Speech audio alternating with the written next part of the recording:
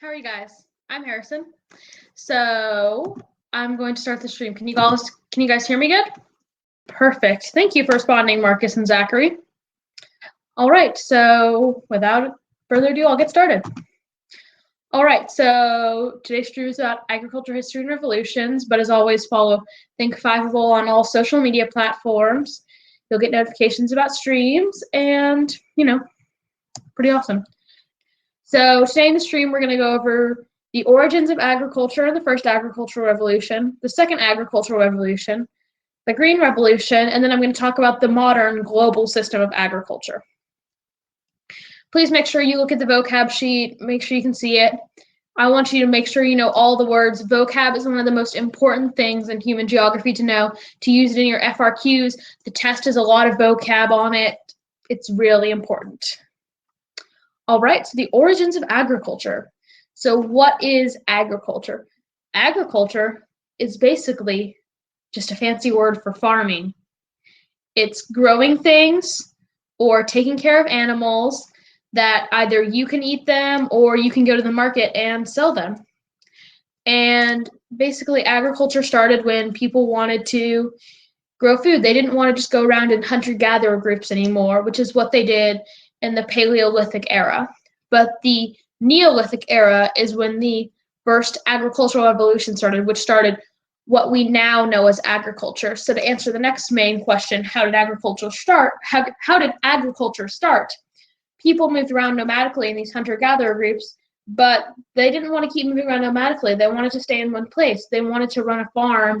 Well, they wanted to now what we know of as run a farm and have a family. They didn't want to have to forage for all their food. They didn't want to have to work so hard to kill all the animals that they wanted to eat. They wanted to live an easier life. That's basically how we started agriculture. And so here's a map of where all of the agriculture in the world started. These are all the native crops.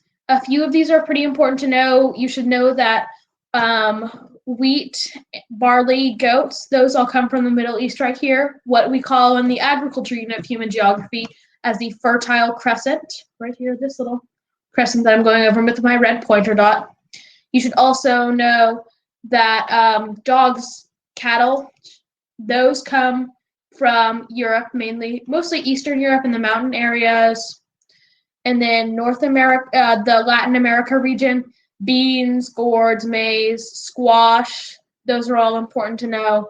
Also, llamas came from South America and cotton. Cotton did not come over with the Europeans, it came from South America up during the age of slavery. So make sure you know those for your AP exam. I remember on my AP exam, I actually had a few questions on like where the origins of things were, and like you had a map and you had to figure out which piece of the triangle, like from South America to Africa to Europe, like where these different things came from. So this map is a really good thing to look at to see, oh, well, chicken came from China, but goats came from the Middle East and Europe. Oh, and cotton came from South America. Just like, you don't have to memorize this whole map, but just a good thing to look at and make sure you know. Now, the first agricultural revolution. This is what I said, what we started, agriculture. Revolutions are kind of important in human geography. They're a big theme for the course.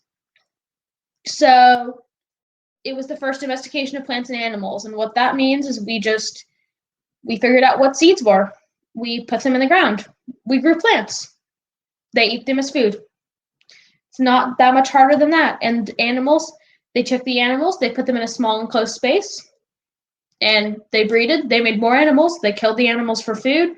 I'm not sure if they were able to get milk in that time period or not, but they were able to do things with the animals. And like I said, it started in the Fertile Crescent, the Middle East. So the Fertile Crescent is right here. We see that cat, like it's this little crescent right here. You can see the shape that I'm trying to make with the pointer right here, but not doing very well at.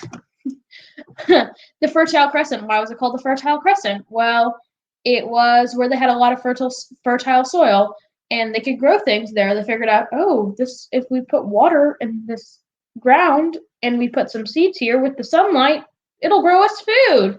Woohoo! So it's really interesting how what used to be the Fertile Crescent, where they grew all of the food, now most people think of the Middle East as a desert.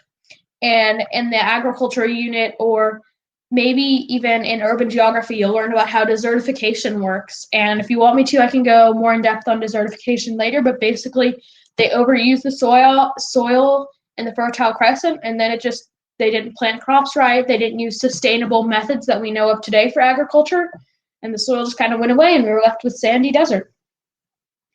And as I already said, they planted the seeds for the domesticated plants, and they were able to make crops from that. And then one of the major effects of the first agricultural revolution, if you're ever asked about ag revolutions on an FRQ on your test, if you're asking about something, it started cities. It started permanent settlements. Like I said earlier, everybody was in nomadic hunter-gatherer groups. Now, people actually started to live in one place for the rest of their life because they could run this agriculture, this farm, in this one place. They could keep their family there. It led to the population increase of what we call the Neolithic era, the Neolithic age. And this led to governments being formed, the rise of industry like agriculture. People were able to take the cotton from agriculture, make things with it. They were able to have social stratification, which is when people who are basically, in a rudimentary sense, it's when people who are poor are at the bottom of the social hierarchy and people who are rich and make money and have a ton of crops are at the top. And they measured like what class they were in and what social stratification they were in by how many crops you could produce, how much you could get for them at the market, how many possessions you had, because we didn't use money back then. You had to trade for everything. All right, and now on to the second agricultural revolution. So we're going to a big jump in time right here. The first agricultural revolution was between 10,000 BCE and 2000 BCE, and now we're all the way in the 1800s, the second agricultural revolution. What really started it was the Industrial Revolution. The Industrial Revolution is a big player in human geography. It's in this unit. It's in the unit about economics and development. It's because of the new technologies that were made in the Industrial Revolution, the cotton gin, the spinning jenny, factories even, they got away from the cottage industry. These new technologies like the plow, they helped speed up agriculture. They made agriculture, you needed less land for agriculture and you needed less work on it. And these time-saving devices and new methods, it wasn't just technology, it was also new ideas that were forming like intercropping, crop rotation. These are intercropping, I'll explain them. Intercropping goes when you plant different crops like next to each other, like I'll plant a row of corn here, but then I'll put some trees in the middle, then I'll plant another row of corn, and then, maybe I'll put some soybeans right here to even out the soil nutrients. And then crop rotation is where every year you plant a different crop in the same field to help keep the soil in place, because what happened in the Fertile Crescent, the Middle East, why it turned to a desert, was that they kept overusing the soil with the same crops that they knew how to grow, and then the soil didn't have any nutrients. It wasn't sustainable to grow crops anymore, so it just flew away. This helped increase the productivity of agriculture. People were able to make more with less, and by that I mean they were able to make more crops, feed more people with less land, less seeds, and less work, less time, less energy.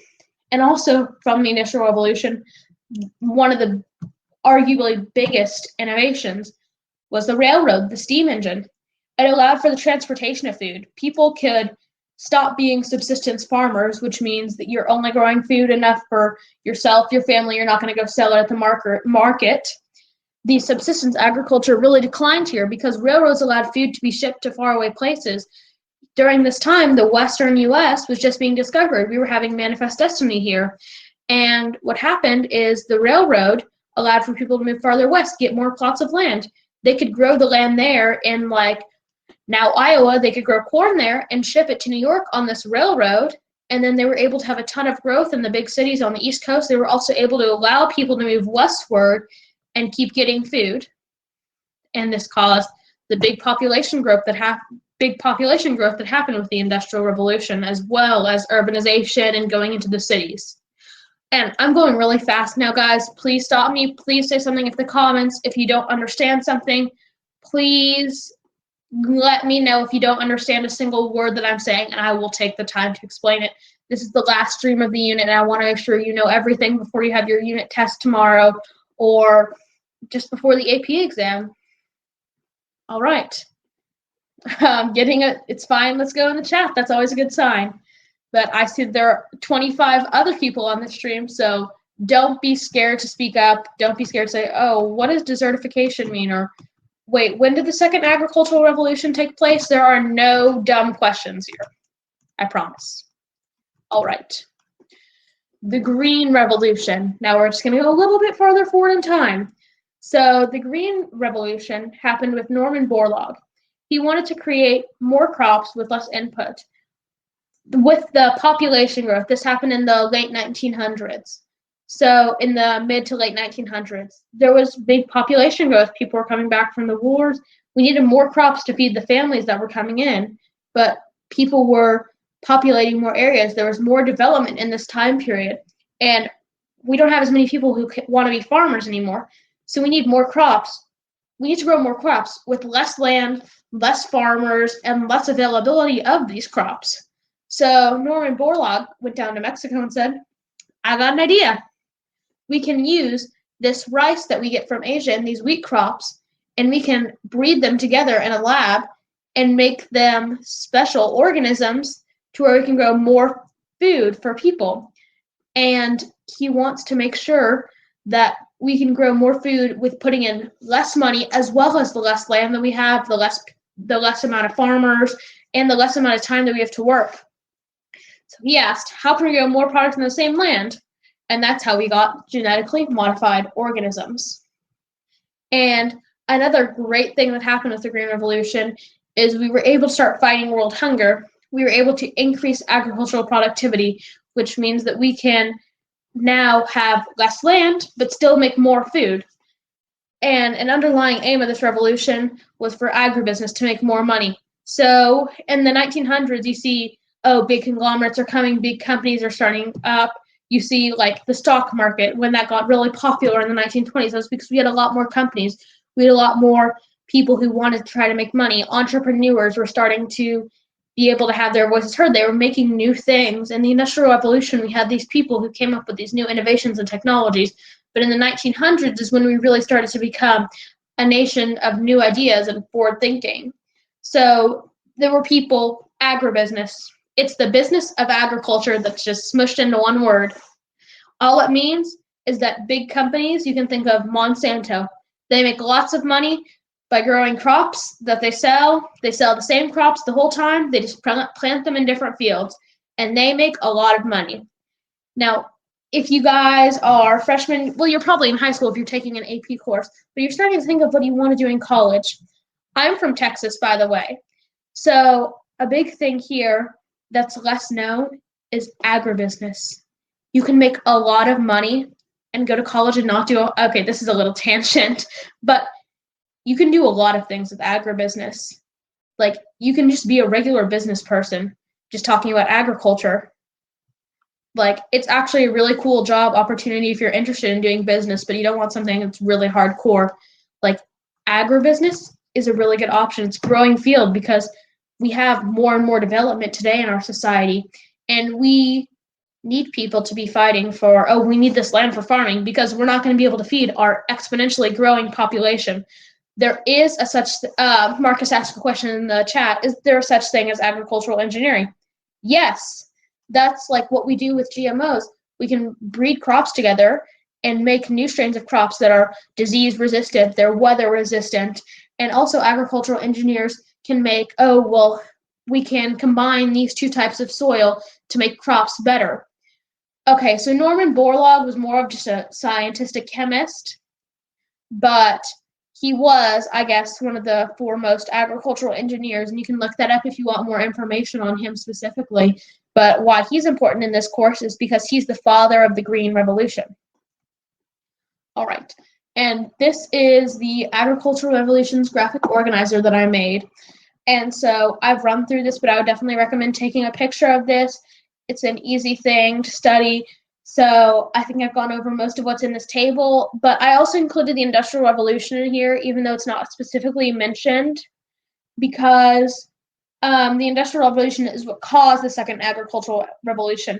We were able to have factories. We were able to have cities from the Industrial Revolution. And that's what really caused the second agricultural revolution, to make agriculture more efficient.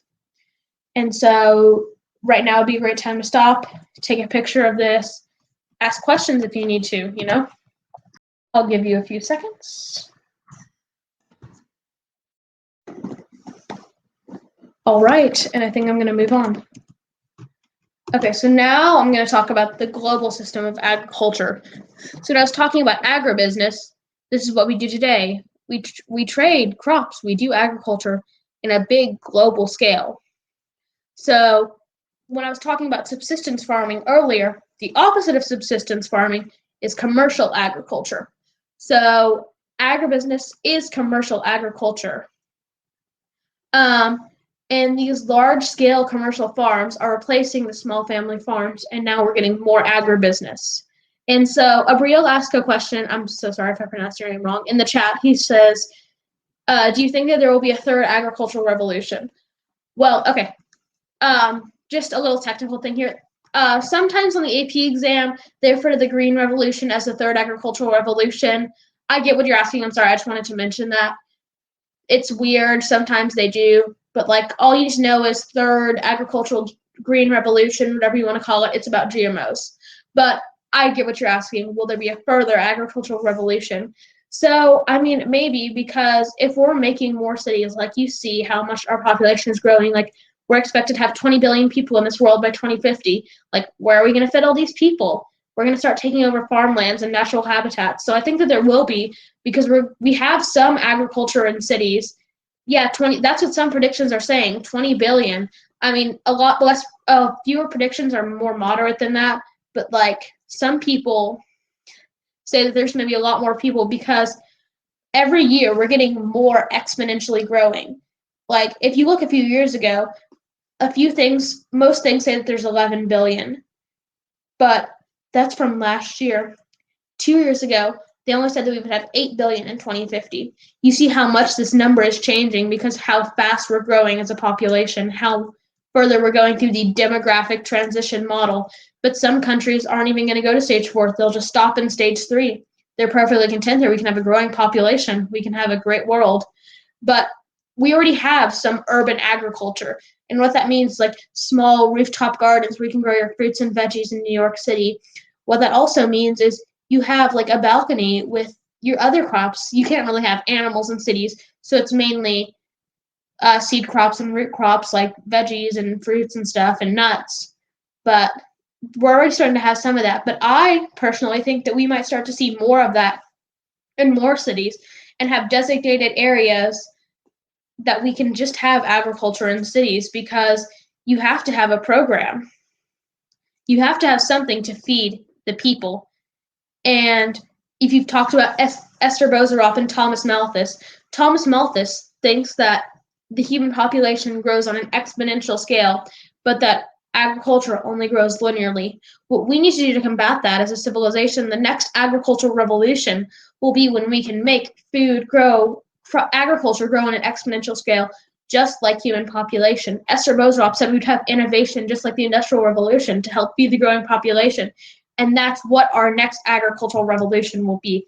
So getting back around to the actual question, yes, I think that there will be a next agricultural revolution. And that's a great question, because if you're coming to the stream, you want to learn more. You want to see what you can write about and what you can actually learn from the course. Getting a 5 on the AP exam is the end goal. But while you're doing that, you also want to actually be learning something that you can take with you into life or into your future endeavors. So back to the global system of agriculture. So these large-scale commercial agricultural operations, they're taking over now. They're the ones with the big farms with hundreds of workers spread out across the country. And so complex commodity chains look production and consumption. What that means is I'm growing some oranges in Florida, but those oranges are going to go on a ship from Miami, and they're going to go all the way over to, let's say, the port of Lisbon, Portugal. And then from Lisbon, they're going to go on a train to Paris, France. That's the commodity chain. The production in Florida is going to go to Miami, to go to Lisbon, to go to Paris, to get the oranges to Paris. And so we have long distance travel routes, just like we got from the Industrial Revolution. We got those railroads, and now we're building on those more ideas to make ways of transportation to not just transport people, but to transport our food. Commodity chain does really take into account globalization. That's really globalization is one of the biggest key vocabulary words in human geography. Okay, so technology has increased economies of scale in the agricultural sector and the carrying capacity of the land. That's a lot of vocabulary words in that sentence that you're going to learn in your next 2 units, the last 2 units of the course. But basically, what I'm trying to say is that technology is what causes us to be a growing population. Technology is what causes us to be able to keep up and make more food for more people. And the carrying capacity of the land, we're trying to increase how many people we can fit into the small space. We need to make sure that we have space for all these people that are going to come into our world in the next few years. And some countries have become highly dependent on one or more export commodities. Yes, countries are dependent on each other. If you think about it, oil is one of the biggest resources that we use in America, but we don't have a ton of it. We get a lot of it from the Middle East. America is very dependent on the Middle East for oil. That means that we need that to function the same way our country does. We need to be able to get this oil from the Middle East. And Japan is one of the biggest examples of a dependent country. You know how they're so far ahead in technology from us. They're supposedly 10 years ahead of us in every piece of technology. They have a ton of corporations there, like Samsung's in South Korea, but it has big offices in Japan, and they have a lot of innovation there, and their culture is based on building on what's already come and making new things. So it's a tiny island, so they don't have a ton of natural resources. Really, a lot of what they have in Japan is just volcanoes, mountains, and some natural resources like water and fish. They don't have oil, coal, natural gas reserves. They have to rely on other countries for those things. Japan is one of the most dependent countries in the world. And Marcus in the chat says, not to get too political, but does this mean that globalism will defeat nationalism? Yes, because you saw how the USSR formed in the 1900s because they were trying to get more land, because they wanted the natural resources in the area. And what happened is that they engulfed all the space. So I think that nationalism, personally, will be able to make countries be like, oh, I can get my own natural resources, we can innovate. But at some point, they're going to plateau. They're not going to be able to be self-sufficient. They need to rely on other countries. So that's why organizations like UN, NATO, EU, the OPEC, they're all here to make sure that countries can rely on each other even when we're going to war, and make sure that we still get the resources that we need to function in society. That's a great question. Okay, and here is some countries' biggest exports.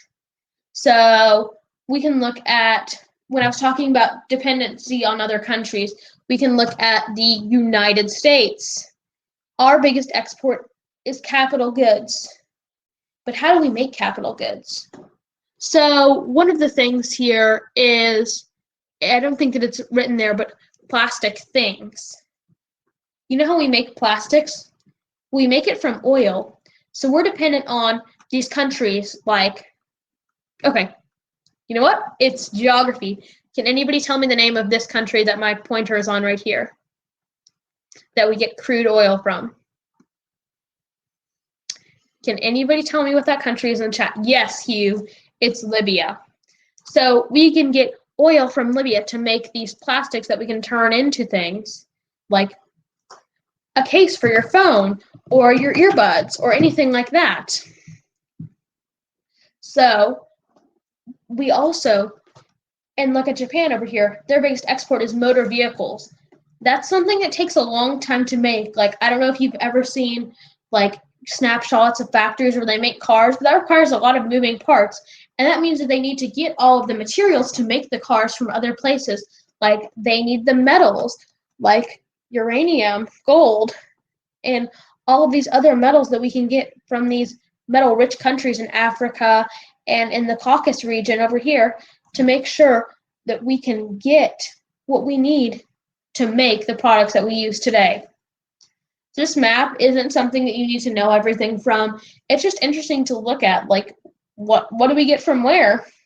Like, you can see, like, China, the US, Japan. Like, you can look at some of the more industrialized countries and see, oh, their exports are more manufacturing based. But then you can look at some of the other less developed countries, like you can see Afghanistan.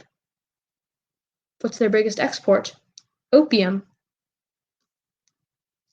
And then you can go over and look at, oh, you can't read that, I'm sorry. But you can go look at Morocco. Their biggest export is clothing.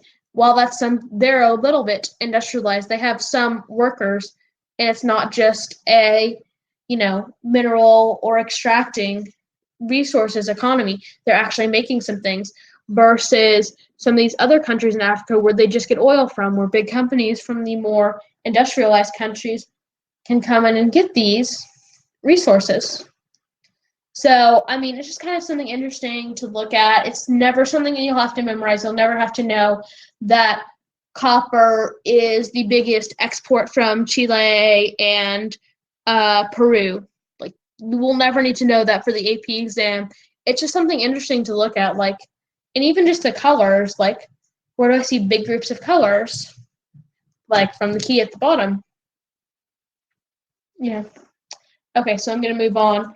And if you go on the app.5able.me page for this stream, I have links to all of the resources that I use in this presentation, like the slides and the vocab sheet that I put at the bottom. You can get all of those on the website, the link that you've registered for this stream, if you go to the 5able website and look at these after the stream. Look at them to study for your test or your AP exam. All of the streams should have their slides at least out there, so you can always look at something that you're not familiar with to review. All right, so now, since this is the last stream for the unit, it's not a giant group of topics. I want to look at a practice FRQ for the unit. Is that okay with y'all? Okay, so Jacob says, I think I might fail the AP exam, not gonna lie, and Marcus agrees, I think.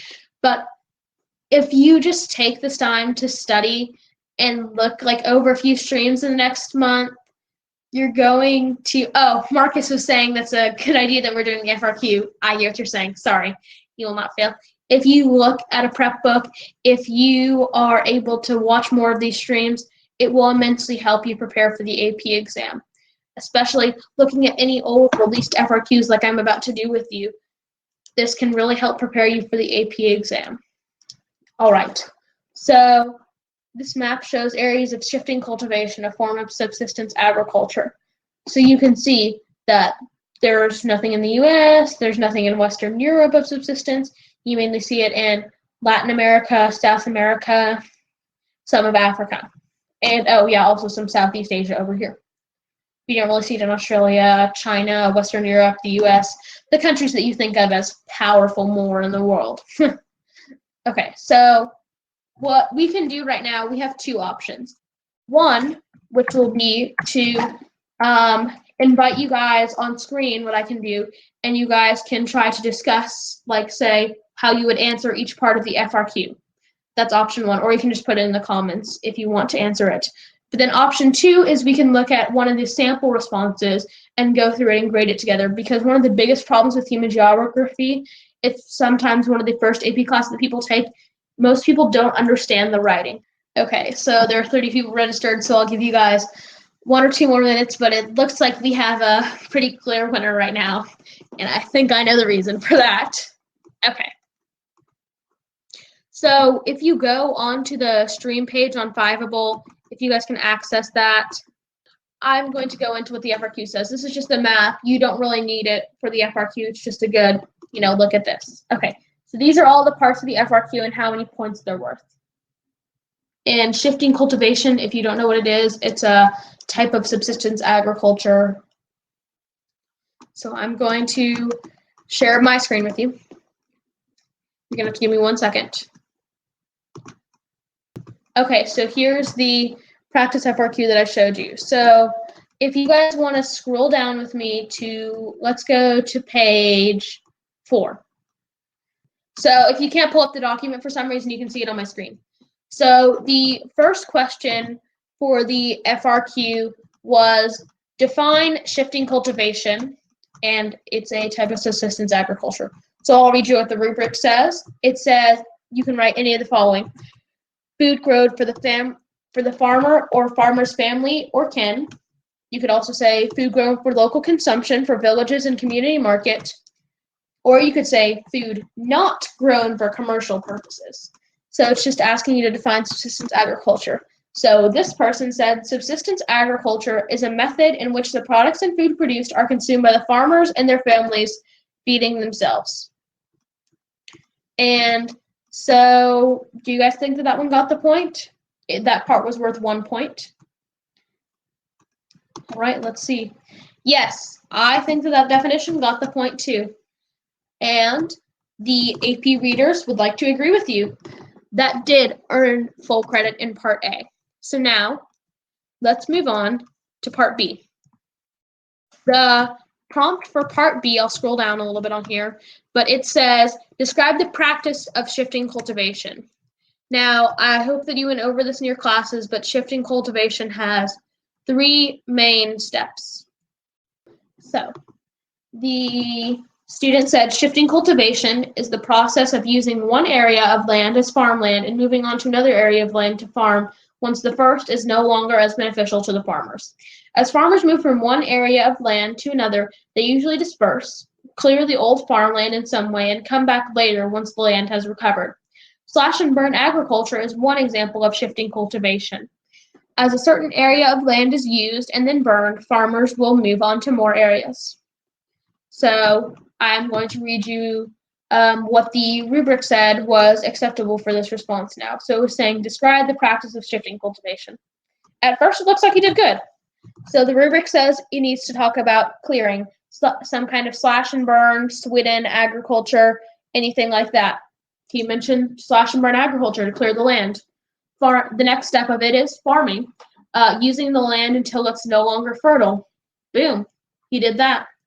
And then moving, shifting, part of shifting cultivation. He said to move on to another land when it's done. So I think that this person got the 1 point that was allowed for Part B. Don't you guys? Yeah? Okay. I think I agree, and the AP readers seem to agree too. I've seen the comments you guys are talking about, like the verb describe in the comments. So really for writing, when your teachers tell you something used to be 3 sentences, I didn't even count how many sentences this is, but you need to have enough to fully explain to the AP reader, like, what the question is asking. Don't just write 1 sentence, but as long as you can understand that you're fully describing it and read it like you're someone who's never taken AP Human Geography before and get it, that is usually enough to earn the point. As long as you actually have a sentence describing or going into more detail about what the prompt is saying besides just straight up answering it, there's usually no way that you don't get the point. So describe as 3 sentences is a good, 3 to 5 sentences is a good number, but I don't always love to put how many number of sentences something has to be because it really restricts how much you can write or, you know, what you can and can't do. So now that they've gotten the point for Part A and B, they have 2 of 2 points so far. So let's move on to Part C. I think I'm going to have to scroll on this one. So the prompt for Part C was explain 1 reason why shifting cultivation was sustainable in the past. So it's talking about how was shifting cultivation sustainable in the past. So in the past, shifting cultivation was sustainable because there was a larger amount of farmland available. This is worth 1 point, by the way. Farmers could farm in these vast amounts of land without thinking of possible consequences. There was also a fewer amount of people to feed in general, so this type of farming was appropriate.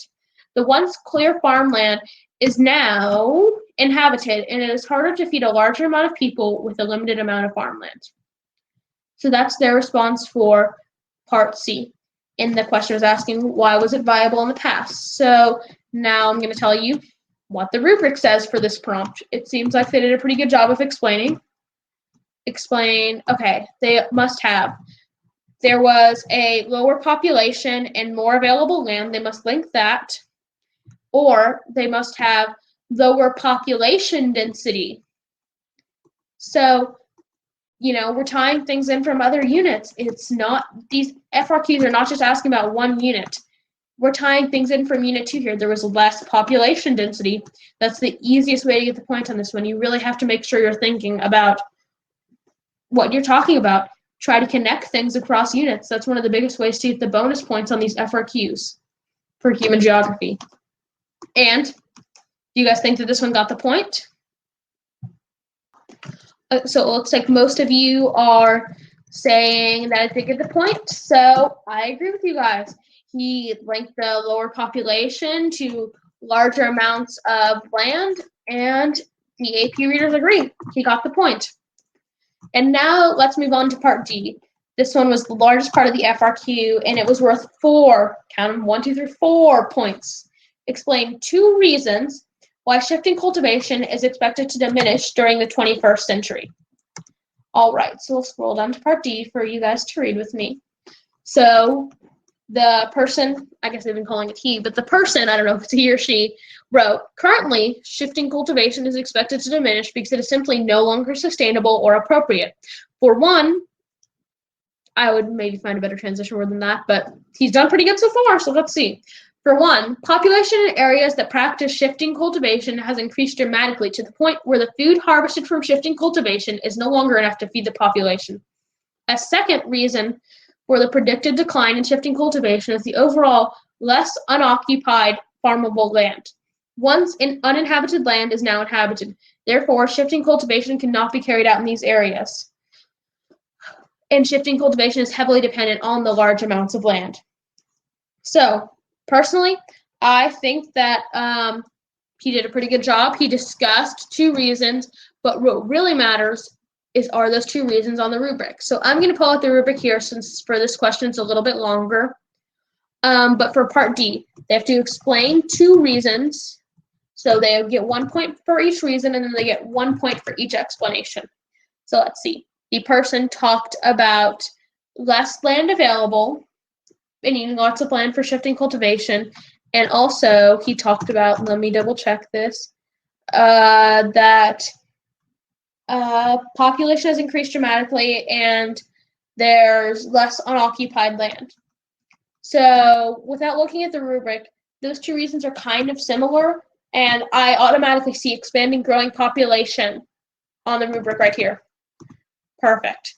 But the thing is, they can't just say world population. They have to mention something of this explanation right here to get the 2 points for each section. Now, go back and see, did they actually clearly say that there was an expanding population with more population density in the 21st century? Look really quickly and tell me in the comments what you think. Okay, so population is increasing dramatically. That means population is expanding. So yes, I would give them the point.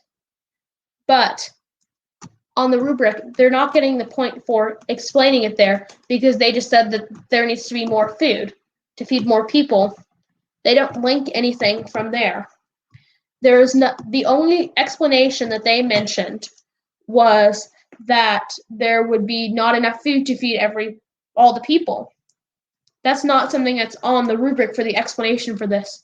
So that means that so far we can only give them 1 point for their FRQ so far, but we're only halfway through, so maybe they can get the 3 points in total now that they can get, but so far they only have 1. Okay, so let's go back and see. So they also mentioned that there was less unoccupied farmable land because the land was once uninhabited, but now shifting cultivation can't be carried out in those areas because there's not enough land. So on the rubric, if I could ever scroll to it, it does say that there is competing land use activities, which means that they're using the land for other things, right? But they don't explain that they occur at the expense of shifting cultivation. They don't say that. They don't say anything about environmental degradation. They didn't actually explain it. They said what's on the rubric, but you guys have to understand the rubric is for teachers and AP readers to grade. You need to make sure you're actually thoroughly explaining. That's why teachers will tell you 3 to 5 sentences, because you need to make sure that you're writing a lot to explain everything that you need to explain to get the points in the FRQ. You have to tell them that you know what you're talking about. And so in total, that got 1 point for Part A, 1 point for Part B, 1 point for Part C, and then of the giant 4 Part D, they got 2 points in total. So they got 5 out of the available 7 points. That's not bad. If you can score a 5 out of 7 on all of your FRQs on the exam, you're on a good track to make a 5. If you can do just as well on your multiple choice, you can make a 5. Some people think that making a 5 can only happen if you make like 100 or a 90 on the test. But if you can just make like an 80, like you're a 70, high 70, low 80, you're in pretty good shape. And you will definitely, like on a 3 for human geography, I think you'll have to get 55% of the exam correct. You only have to know half of what's on the exam to make a 3 and pass the exam. That's how low the curves are, because some people really come into this exam as their first AP exam as freshmen unprepared. So if you do the studying, you won't fail. If you try and not just rely on what you learn in class or, yeah, well, I think I read this in the textbook once, actually study a little bit before the exam, you will be in such great shape and you will not fail. So your exam has 50-50 multiple choice FRQ. So those of you who aren't that good at multiple choice, those of you who aren't as good as writing, but you're pretty good at the multiple choice, and you can get like 80% of the multiple choice correct, and you can get like 2 or 3 points on every FRQ, you can make a 3 with that. You might even be able to make a 4 with that.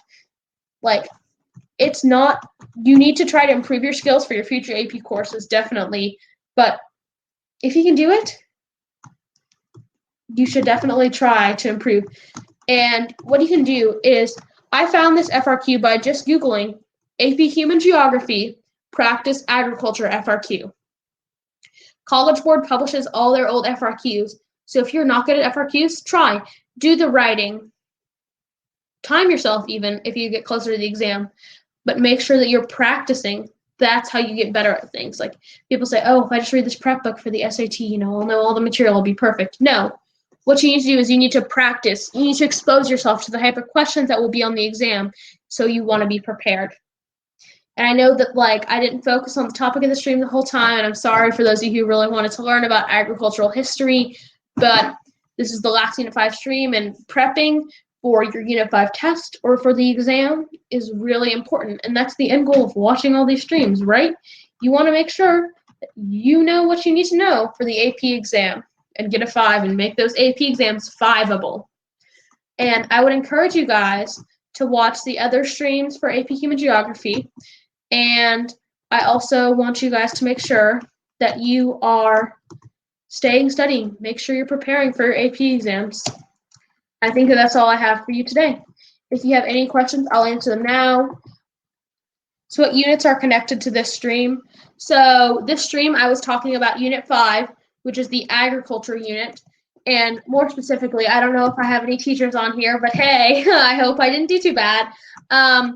You can see that I talked about the specific, I put the numbers. If your teachers have the little poster in their room with like the colorful units, and like it says Unit 5 and it says like 5.1, Introduction to Agriculture, 5.2, the way that agriculture came to be. Like, if your teachers have that AP course and exam description poster, that's where I got these numbers from. I structured the presentation to make sure that I covered the topics that you need to know for the AP exam. So if you ever need to look something up, you can just Google Agriculture Origins and Diffusion 5.3, and you can get more information on it. Oh, so somebody asked what's the fertile crescent. So actually, I'll go to this map this time.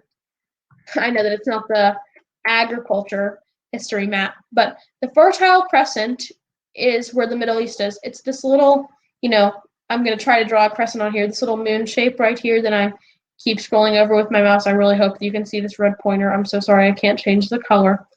But this little, semicircle, they call it a crescent over here. That's where agriculture started. You can also think of Mesopotamia, if you know what that is, one of the first civilizations that came in the Fertile Crescent, because people were able to settle in that city and make, agriculture.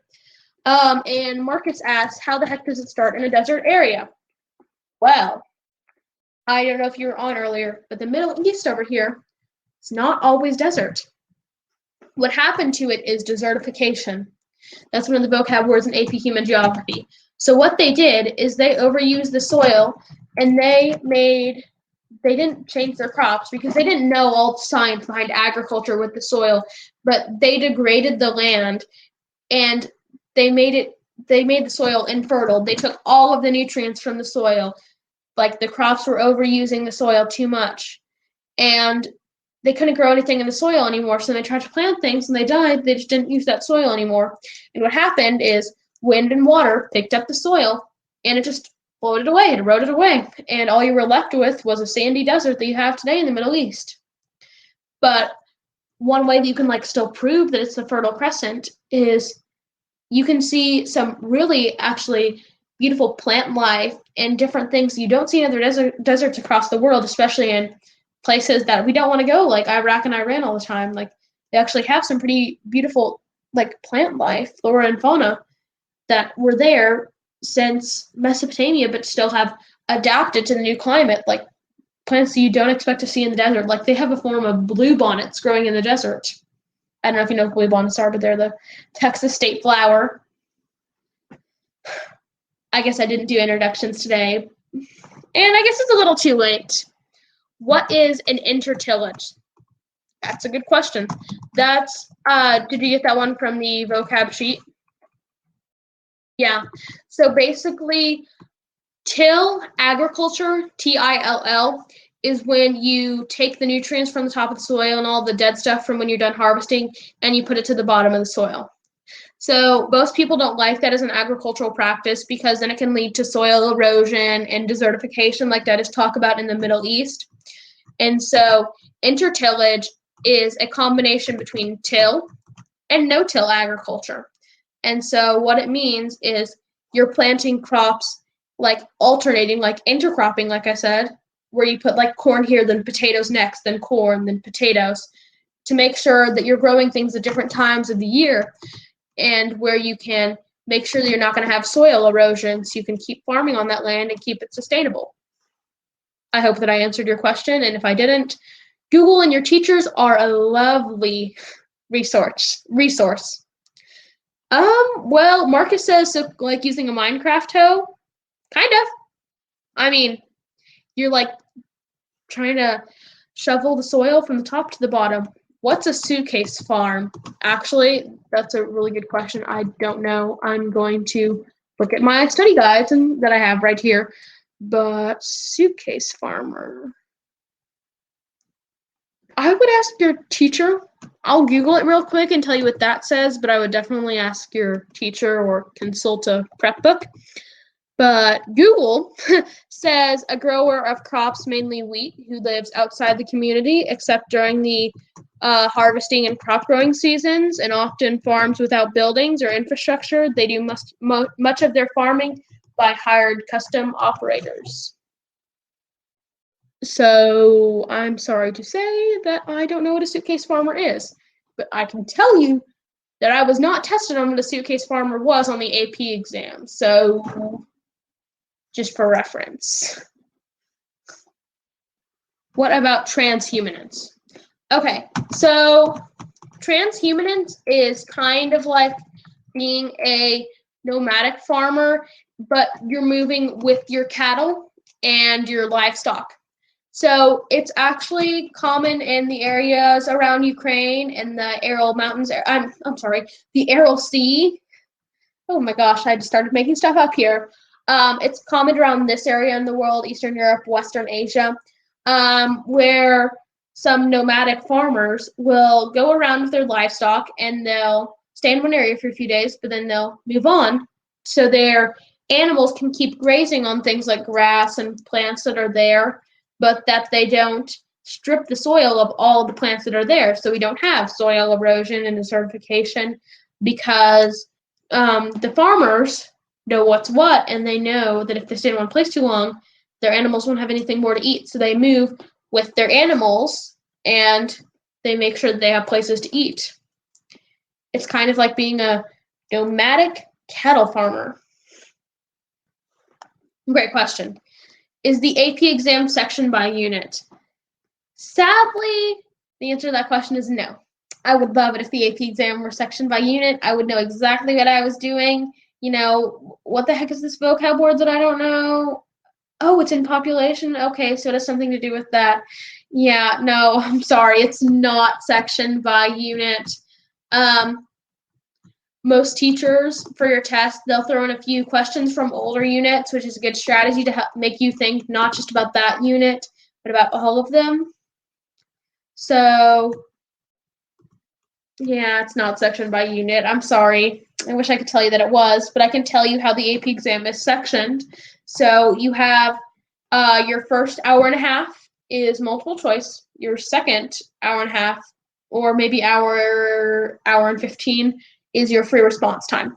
You'll get a small break in between, bathroom break, water, you know, the usual. But they're both worth 50% of your exam score, and you'll get 3 FRQs to write. And I think you have 60 multiple choice questions, and some of them will be stimulus-based questions. And what that means is you'll get a map like this, and you'll have to answer a few questions using the map and your knowledge from the course. Yes, you do get 3 FRQs. I know that might be a shock, but if you practice, it will become manageable. I promise you. The time it took us to grade that FRQ, we took about 15, maybe 20 minutes. If you could just write that in double the time, like, you'll be good. If you spend 30 minutes on each, no, you can only spend 25 minutes on each FRQ. 5 minutes thinking and planning, and then 20 minutes actually writing. So honestly, my advice is, if you don't know what you're talking about, this is like, please don't tell your teachers I said this. If you don't know what you're talking about, just throw in some vocab words that you think fit in with that unit, and then, like, you know, try to explain something that you understand and hope that you get points. Like, that's some of the best advice that I can give you about writing FRQs when you don't know what you're doing. Use some vocab words that you remember from the unit. Try to link it to the prompt. Hope that you get the points. But that's only when you have no clue what the prompt is asking. Always try, always use your knowledge that you learned from class. But yes. I'm sorry, I completely missed a question in the chat here. What about specialization? Basically, you specialize in growing one crop. I mean, that's not really a big vocab word that you'll need to know. The big vocab words you'll need to know are, like, that I've talked about so far, are fertile crescent, desertification, intercropping, and transhumance, like that I've talked about in these past 5 minutes. Those are the main ones you'll actually need to know for the exam. Specialization is just you become specialized in growing or raising one type of agriculture. Nothing too hard, just special one thing. All right, so if I don't see any more questions, then I think I'm just gonna close out. I will again leave you with the Think 5able social media platforms. And if you liked my stream, I'm sorry, can you remind us what desertification is? Yes, I can definitely do that before I leave. Desertification is when you plant the same kind of crop, or, you know, you let the soil, it's anything that causes the soil, your topsoil for your agriculture, to blow away, erode away. It's what causes your topsoil to go away, and then you can't use that soil for farming anymore. You don't use it. It ends up turning to desert sand. One of the biggest causes of soil erosion by wind is you plant the same crop in one area for too long, and then you can't grow anything in that area because that one crop has taken all the nutrients from the soil. You can't plant anything there. You don't do anything with the soil. It erodes away. You have no cover. So yeah, That's desertification. But if you liked my stream tonight and you're in APES, AP Environmental Science, you can watch my stream tomorrow night for that. But I think that I'm streaming for human geography again. And let me just double check when I stream so I can tell you if you liked my stream. But please watch all the other streams. Remember to keep preparing for the AP exam and always think Fiveable. If you have any questions, there are discussion boards on Fiveable where you can always ask. And have a great night. Oh, by the way, if you guys haven't left yet, this was my first human geography stream ever. So if you want to tell me how I did, leave me any notes in the comments. That'd be great. All right. Have a great night.